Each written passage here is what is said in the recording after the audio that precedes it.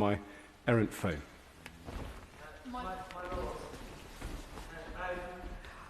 I wanted to speak in defence of philosophical ruminations, apart from anything else. I actually think that the only way that we can scrutinise in committee the amendments is to do a bit of philosophical rumination, because we're trying to work out what the amendments might mean in terms of changing the bill.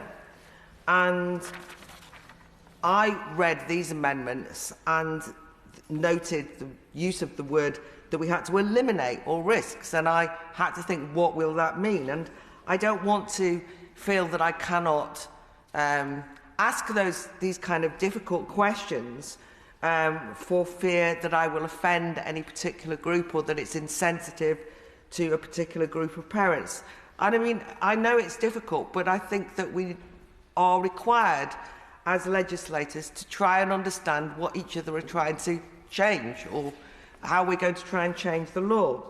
So in relation to eliminating all risks, and this is really to those who put that word very prominently in a number of these amendments, I mean, it is impossible to eliminate all risks, is it not, to children if they are to use or have the online world accessible, unless you ban them from the platforms completely. So is the word eliminate helpful there? And I've, in the previous committee, talked a lot about the potential dangers psychologically and in terms of development of over-coddling young people, cotton wool kids, and so on. But I noted an article by the science journalist Tom Chivers over the weekend, and the evidence that he brought forth from the Oxford Internet Institute and various psychologists, again, saying that the evidence as to whether social media is harmful, particularly for teenagers, is ambiguous. And I'm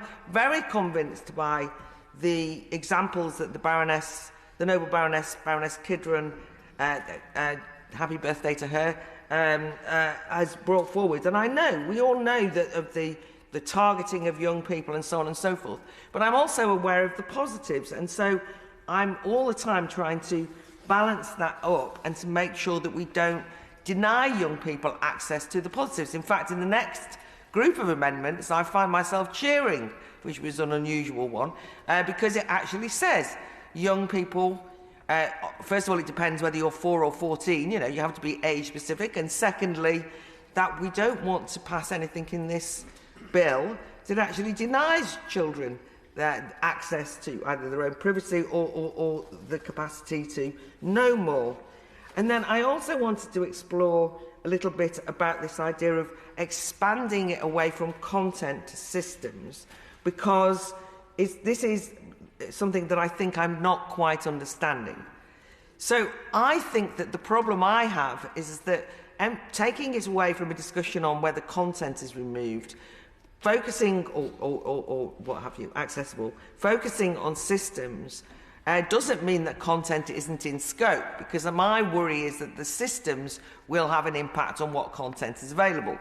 So to use examples of things that are difficult, if we're thinking we don't want young people to encounter violence and nudity, which would seem like we know what we're talking about in terms of harmful, we will all recall from 2018 when Facebook actually removed content that was posted from the Anne Frank Centre by civil rights organisations because it was photographs of the Holocaust featuring undressed children, nude children, who were among the victims. Now, Facebook apologised afterwards, and I know that was the case, but nonetheless, my worry are these kind of things happening, just as the 2016 example of the Pulitzer Prize-winning photograph of the terror of war, featuring the fleeing South Vietnamese napalm victim from the 1970s was removed because the system thought it was something dodgy because it was a naked child fleeing. Now, what I need to understand is how the system changes will not deprive young people of important educational information such as that. That's what I'm trying to really distinguish.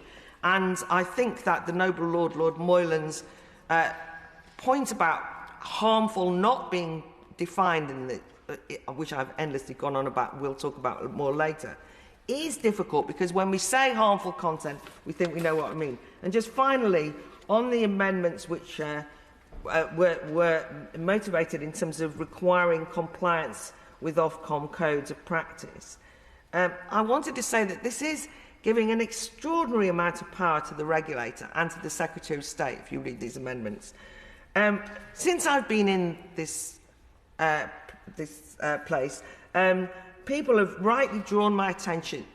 I mean, there's been fantastic debates and discussions about the dangers of delegating power. Dangers of delegating power to the executive or delegating power away from any kind of our side.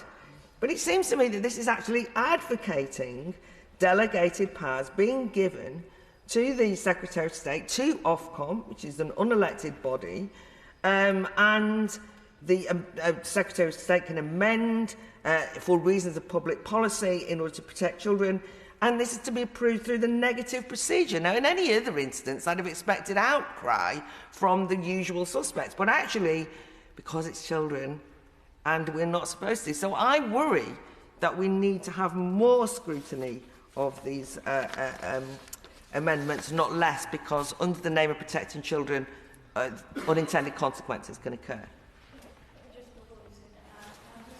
To just answer on the point that